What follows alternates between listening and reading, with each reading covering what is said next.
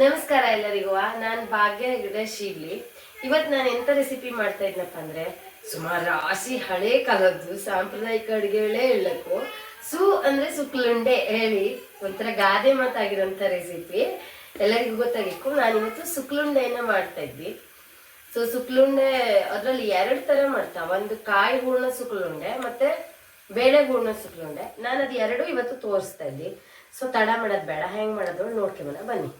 ಸುಕ್ಲುಂಡೆ ಮಾಡಲೆ ಕಾಯನ್ನ ಹೆರ್ದಿಟ್ಕೊಂಡಿದ್ವಿ, ಬೆಲ್ಲ ಹಾಕಿ ಹೂರ್ಣ ಮಾಡೋಣ. ಈಗ ಕಾಲದ ಕಜ್ಜಾಯ ಎಲ್ಲವ ಬೆಲ್ಲದಿಂದ ಮಾಡ್ರೆ ರುಚಿ ಜಾಸ್ತಿ.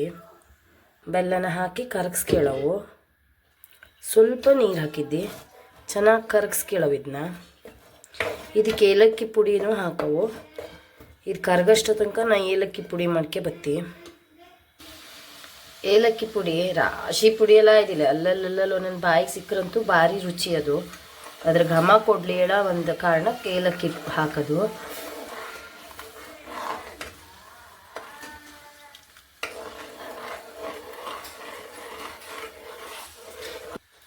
ನೋಡಿ ಈಗ ಬೆಲ್ಲ ಚಲೋ ಕರಗಿದ್ದು. ಈಗ ಕಾಯಿ ಹಾಕ್ತೀನಿ ನಾನು.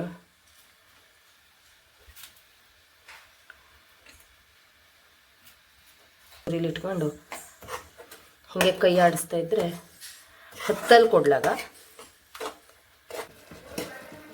ನೋಡಿ ಗಟ್ಟಿ ಆಗ್ತಾ ಇದ್ದು, ಕ್ರಮೇಣ ಗಟ್ಟಿ ಆಗ್ತಿದ್ದು. ಇಷ್ಟಾದರೆ ಸಾಕು. ಹಿಂಗೆ ನೀರಿದ್ದು ಅನ್ಸಿದ್ರು ತಗೊಳದ ಮೇಲೆ ಸ್ವಲ್ಪ ಗಟ್ಟಿ ಆಗ್ತು, ಉಂಡೆ ಕಟ್ಟೋಗುತ್ತೋ. ಹಾಗಾಗಿ ಸಾಕು, ಬಂದ್ ಮಾಡ್ಕೆಮನ. ನಾವು ನಮಗೆ ಯಾವ ಹದ ಬೇಕಾ ಆ ಹದಕ್ಕೆ ಉಂಡೆ ಕಟ್ಟಿ ಇಟ್ಕೊಳ್ಳವು.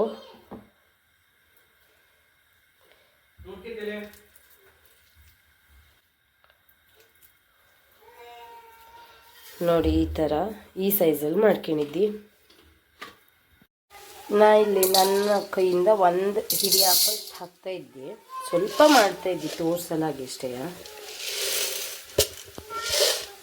ಒಂದು ಹಿಡಿ ಮೇಲೆ ಒಂದಿಷ್ಟು ಹಾಕಿ, ಒಂದಿಷ್ಟು ಮುಳುಗಷ್ಟು ನೀರು ಹಾಕಿ, ಒಂದು ಕುಕ್ಕರಲ್ಲಿ ಒಂದು 6 ವಿಸಿಲ್ ಹೊಡಿಸಿ ಒಂದು 6 ವಿಸಿಲ್ ಹೊಡಿಲಿ. ಇದು ನೋಡಿ, ಇದು ಇಷ್ಟು ಬೆಂದಿದ್ದು ಸಾಕು. ಒರಳಲ್ಲಿ ಬೀಸೋದ್ರಿಂದವ ಇಷ್ಟು ಬೆಂದ್ರೆ ಸಾಕು. ಇದಕ್ಕೆ ಈಗ ಬೆಲ್ಲ ಯಾಲಕ್ಕಿ ಹಾಕಿ ಸ್ವಲ್ಪ ಹೋಳಿಗೆಗೆ ಹೆಂಗೆ ಕುಚ್ಗೆತ್ತೋ ಹಾಗೆ ಕುಚ್ಗೆಮ್ಮನ. ಒಂದು ಸ್ವಲ್ಪ ಜಾಸ್ತಿ ಯಾಲಕ್ಕಿ ಹಾಕ್ತಾ ಇದ್ದಿ, ಫ್ಲೇವರ್ ಚಲೋ ಇರ್ತವಲ್ಲಿ. ಚಲೋ ಫಸ್ಟು ಬೆಲ್ಲ ಹಾಕನ. ನೋಡಿ ಬೆಲ್ಲ ನೀರಾಯ್ದು, ಇದಷ್ಟು ಬತ್ತಿ ಗಟ್ಟಿ ಆಗವು. ಇದಾಯ್ದು, ಇವಾಗ ಸಾಕು. ಇದು ನಿಮಗ ನಾವು ಬೀಸ್ಗೆ ಬಪ್ಪನ. ಈಗ ಇದನ್ನ ಒರಳಿಗೆ ಹಾಕಿ ನೀಟಾಗಿ ನೈಸಾಗಿ ರುಬ್ಕೆ ಬಿಡೋಣ.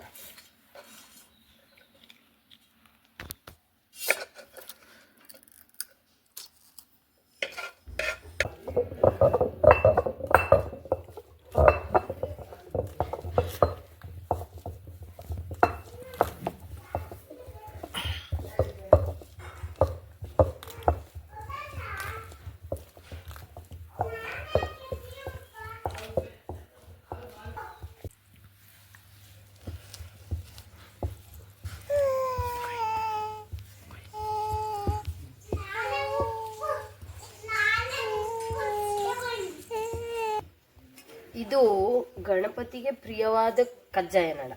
ಚೌತಿ ಹಬ್ಬದಲ್ಲೆಲ್ಲ ರಾಶಿ ಮಾಡ್ತಿದ್ದ ಹಿಂದಿನ ಕಾಲದವಳು. ಒಂದೊಂದು ಬದಿಗೆ ಒಂದೊಂದು ಥರ. ನನ್ನ ಅಪ್ಪನ ಮನೆ ಬದಿಗೆಲ್ಲ ನವರಾತ್ರಿಯಲ್ಲಿ ಮಾಡೋದು ಕೇಳಿದ್ದಿ. ಗಣಪತಿಗಂತೂ ಇದು ಪ್ರಿಯವಾದ ಕಜ್ಜಾಯ ಹತ್ತು. ಕಾವದೇವನ ಪದಕ್ಕೆ ಭಾವಭಕ್ತಿಯೊಳೆರಗಿ ನಿತ್ಯ ಮಂಗಲ ಮೂರ್ತಿ ಗಣಪತಿ ಈರೇಳು ಲೋಕಗಳ ಮೊದಲು ಪೂಜೆಯು ನಿನಗೆ ಕೂಡಿ ಬೆಳಗುವ ಬನ್ನಿ ಪಂಚಾರತಿ.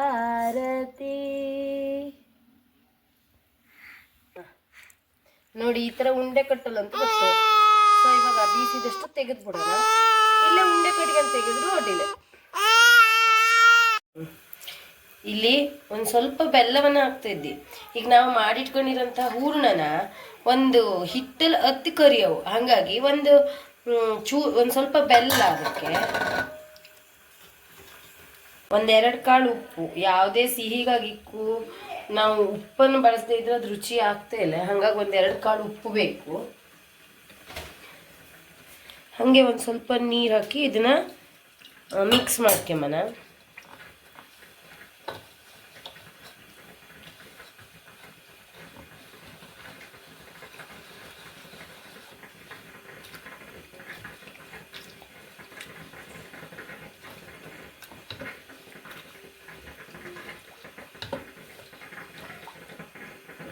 ಇದಕ್ಕೆ ಹಿಟ್ಟು ಹಾಕೋಣ, ಗೋಧಿ ಹಿಟ್ಟು ಹಾಕಿ ಮಿಕ್ಸ್ ಮಾಡ್ಕೊಂಬನ.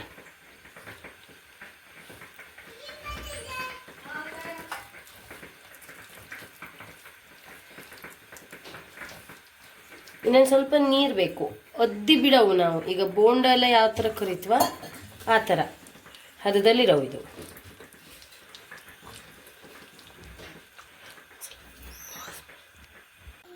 ಇಲ್ಲಿಗ ಎರಡು ಥರದ್ದು ಇದ್ದು ನೋಡಿ. ಒಂದು ಇದು ಬೇಳೆ ಹೂರ್ಣ ಮತ್ತು ಇದು ಕಾಯಿ ಹೂರ್ಣ.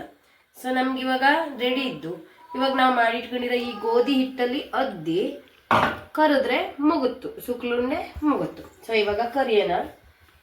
ನಾನು ಅವಾಗಲೇ ಎಣ್ಣೆ ಕಾಯಲ್ಲಿ ಇಟ್ಕೊಂಡಿದ್ದಿ, ಕಾದಿದ್ದು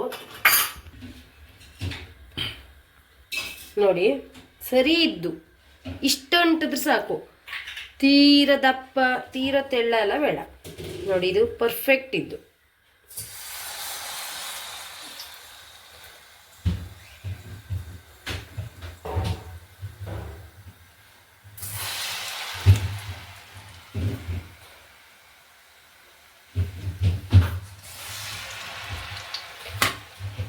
ನಾವು ಬಿಟ್ಟ ತಕ್ಷಣ ಬಾಲ್ದಂಗೆ ಬಪ್ಪದು ಹಾಗೆಲ್ಲ ಇದಿಲ್ಲ, ಪರ್ಫೆಕ್ಟ್ ಹದದಲ್ಲಿ ಇದ್ದು. ಇದು ಸ್ವಲ್ಪ ಸಣ್ಣ ಬೆಂಕಿಲೇ ಕರಿಯೋಣ, ಇಲ್ಲದಿದ್ರೆ ಏಕ್ದಮ್ ಕರಿದು ಒಂಥರ ಕರೇಕಾಗೋಗ್ತು. ಸೊ ಸಣ್ಣ ಬೆಂಕಿಲೇ ಕರಿಯೋಣ. ಸ್ವಲ್ಪ ಗೋಲ್ಡನ್ ಕಲರ್ ಬರೋ ತನಕ ಚೆನ್ನಾಗಿ ಕರೆದು ಬಿಟ್ರೆ ಸಾಕು. ಸರಿ ಆಯ್ತು ನೋಡಿ, ಈ ಕಲರ್ ಬಂದು ಇವಾಗ ತೆಗೆದು ಬಿಡೋಣ.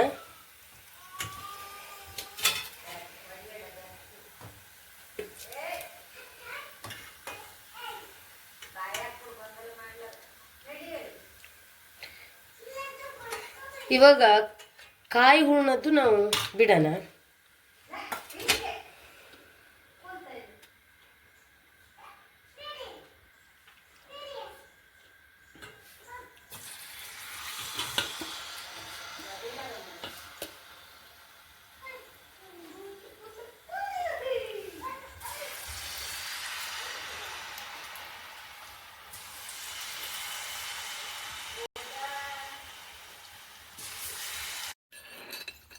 ಸುಕ್ಲುಂಡೆ ರೆಡಿ ಆಯ್ತು. ಮನೆ ಕೊಟ್ಟು ಹೇಳೋಣ ಹೆಂಗಾಯ್ತು ಕೇಳೋಣ ಬನ್ನಿ. ಮತ್ತೆ ಇದು ಹೂರ್ಣದ್ದು, ಇದು ಕಾಯಿ ಹೂರ್ಣದ್ದು. ನೋಡಿ ಹೇಳಿ ಎಂತ ಇರುತ್ತೆ.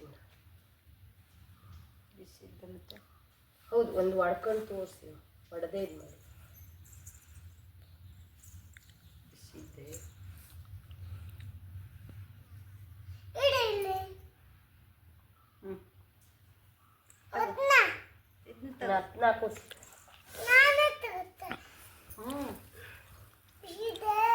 ತಡಿ ಮಗ ತಂಗಿದು